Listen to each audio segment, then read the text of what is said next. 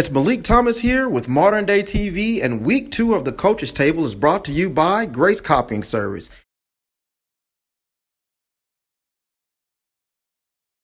We executed, did some things that right. I think Lee may have made a couple of mistakes more than we did, and that's pretty much the outcome of the game. It should help you elevate your practice. That's what I talked about, not necessarily elevating your game, but elevate your practice play. Jonte Oliver played a real good game for us on both sides of the ball. As far as him playing on offense, that's one of the things we worked on this summer.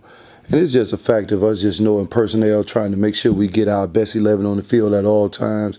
That's just one of the things we do. But it's just a matter of just getting all 11 players on the field that can play. I'm sure all the coaches do the same thing. It's kind of hard to go both ways. But I'm one of those guys that feel like if you train them hard enough for it, then they'll get accustomed to it. One of the things we had to do with Thomas last year, so we did that all summer. We did some good things. You just can't make those type of mistakes against a quality opponent like Park Crossing with such an experienced staff and great players. That third quarter, we were down 27-7 at the half, and at halftime I told the guys, our job is to cut the game within 14 by the 6-minute mark. Well, at 9:52, we had it at 14 points. But we got to stop. We drove down. We thought things were going in our favor. We got the ball to the 11-yard line and ended up having a punt because the 2 penalties back-to-back put us at 3rd and like 33.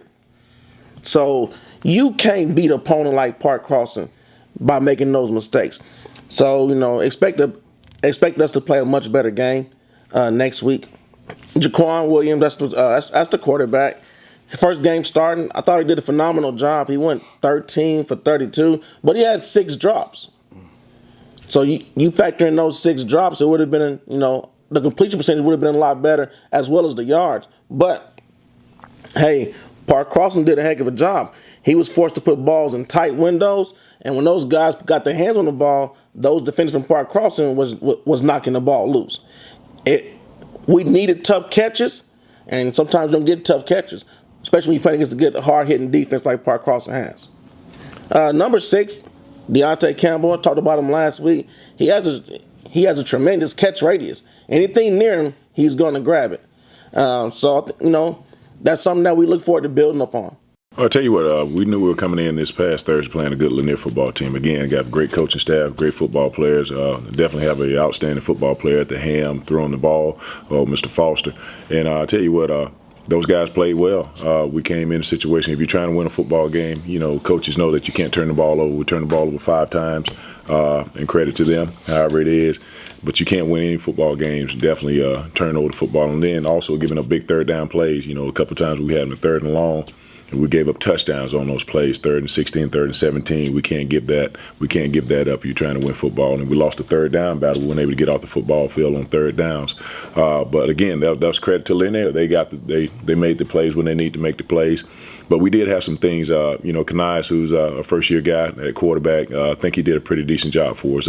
Commend. We only moved him there about a week and a half ago, 2 weeks ago, at the quarterback ham for him to come out there and be able to kind of lead some drives and give us 14 points, and had a couple other opportunities. But the quarterback center exchange, miscommunication, was very unfortunate, cost us some situations, backed us up. We're in the red zone a couple times. But those type of things happen. But we just got to get that corrected and get it rectified this week again, because that was a game that we felt that it was going to be a real competitive game, but it was anybody's game. Whoever played well that night, and Lanier played well. Overall, I felt like we played well. We rushed the ball better than I think we've ever rushed it in the 3 years I've been at Park Crossing. We ended up with 447 yards on the ground, and I think that's a school record for us. Cam Taylor led the offense. He had a big night running the ball and throwing. He counted for 6 touchdowns. You just can't make up for a player like that. So we were. I wouldn't say we were hitting on all cylinders, but in our run game, I felt like we played really well. The defensive side of the ball, we had some busted coverages. Some of that's due to not being able to line up right because Coach Carter just changes those formations so much. You don't know where they're going to be. And we had to make some adjustments there. Deontay Campbell had a big night, obviously, for them. And, we got to find a way to stop receivers when they're hot like that. And, that's one of the big things we've got to correct. Played great on defense. I mean, Marcus Gardner's our defensive coordinator, did an amazing job. They have one of the top running backs in the state, and we definitely didn't shut him down, but he had less than 100 yards rushing. We forced 4 turnovers on defense. They drove down the first drive and scored on us, and at the end of the first quarter, it's 7-0. And right before the half, it's 7-0, and they end up going up 14-0. But our defense played great. I think on special teams, we won the game. I think on defense, we won the game. But I called the offensive plays, and I really let us down. We had 5 turnovers, 3 interceptions, 2 fumbles. One was a scoop and score. And we just didn't run the option. I have to do a better job. It's tough when you first put an offense in with a new group. We had 7 guys start on offense that have never played in a varsity football game in their life. That was a lot to overcome. But with that being said, when we ran our offense, we moved the ball down the field.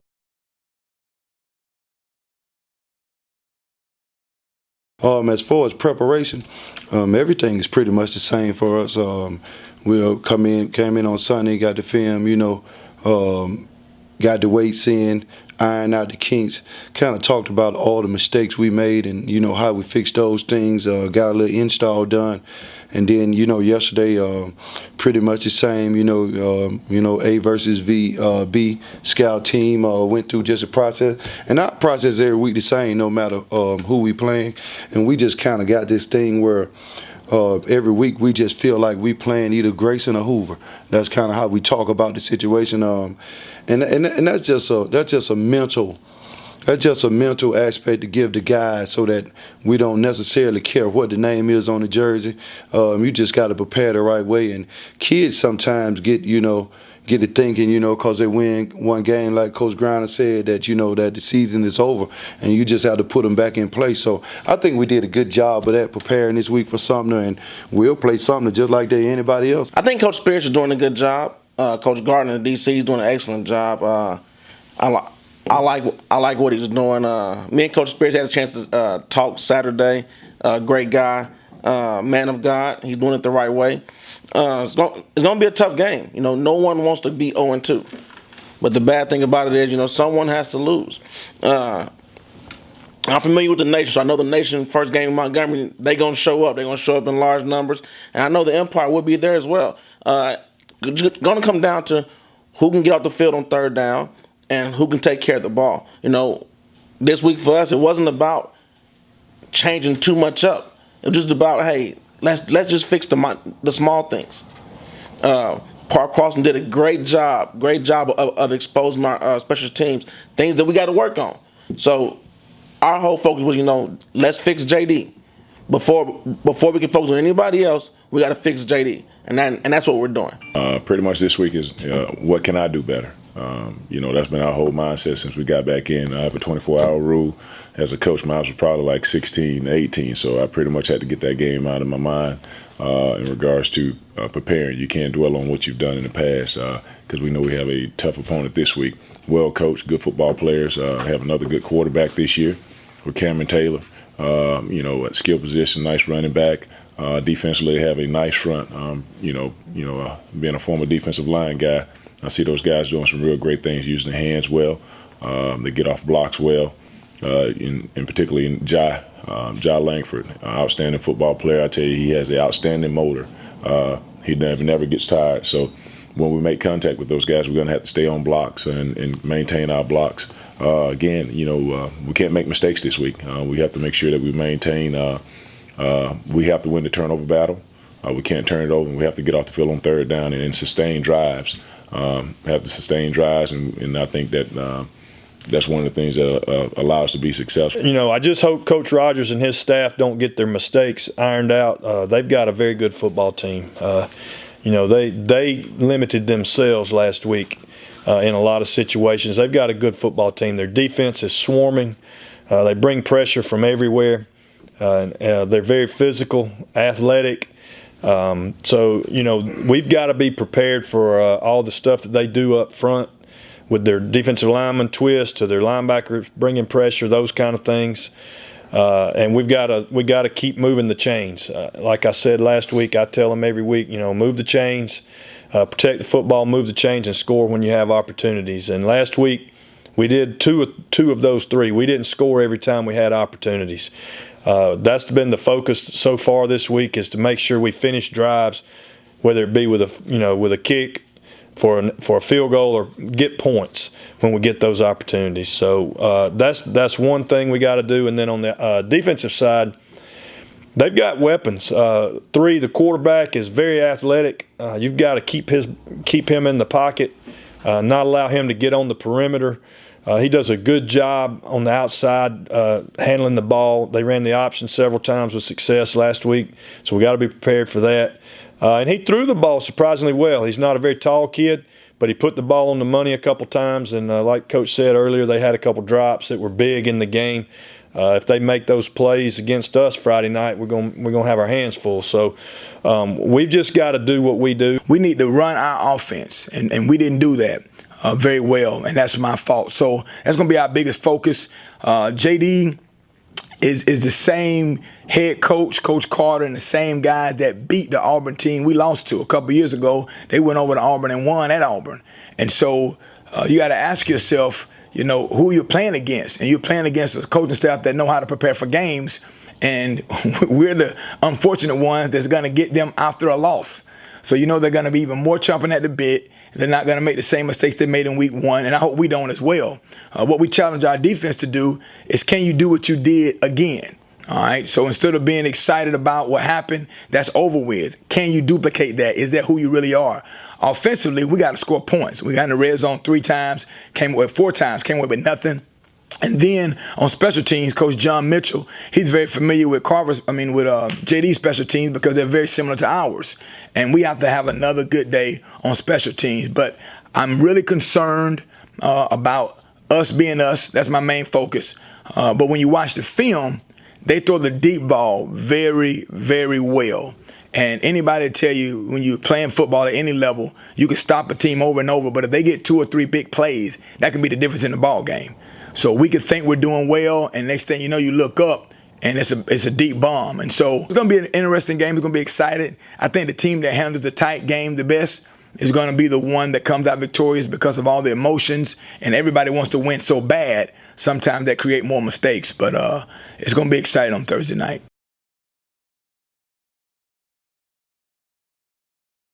I'd like to just say to the Poet fans, thank you for coming out on last Thursday night. It was a good showing. The boys enjoyed your energy. We changed the game from Saturday morning to Friday night, Sumter County, York, Alabama, 7 p.m. We will be up there playing. Football is football no matter where you're playing. So we will be in York, Alabama, and everybody that can come, please come. I know that Alabama State plays this weekend, and I want all of our Hornet fans to be there, but Poet fans, we're going to need you on Friday night. Come out and support the kids, 7 p.m., York, Alabama. All right. The place to be, Thursday night, Crampton Bowl, 7 o'clock. Come out and watch a great game of football.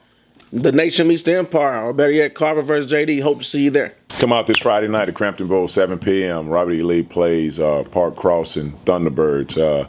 It's going to be an outstanding football game, fanfare. We need the generals to come out and support. Appreciate you all coming out last week with great support. We need it again this week. Crosstown rival, big football game. We need to pull it off. We need you all to be there to support. Friday night, 7 o'clock, we've got the Lee Generals. We need a big crowd.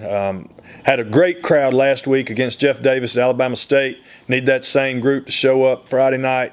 We're going to need all the support we can get. Lee's got a great football team. They took it to us last year, so we need a big crowd to support us Friday night. Come out and start yelling, "Go Thunderbirds." So excited about being the Crampton Bowl. A lot of people around here take it for granted. I've coached high school a lot of different places. This is the most amazing facility I've ever been in for a high school football game to call your home stadium. So I'm really honored to be a part of the nation, really honored to be at Carver. And when I first got the job, Coach Carter was the first guy that reached out to me to say, welcome to the Gump, welcome to the nation, welcome to Montgomery, Alabama. And so we're excited. Nation show up. And I tell you what, to all fans, if you wear green, your team will win. If you got on green, you're going to be happy because somebody wearing a little bit of green going to win the game. And it's going to be exciting atmosphere. 7 o'clock, Crampton Bowl, Thursday night. There's nothing else going on. Even if you're rooting for Lanier or Lee, come on out Thursday night and check out a great football game. It's Malik Thomas here with Modern Day TV, and week 2 of the Coaches Table is brought to you by Grace Copying Service. Anything from copies, design, and computer repair, they have you covered. Contact number 334-324-5590. When you get there, tell them Malik from Modern Day TV sent you.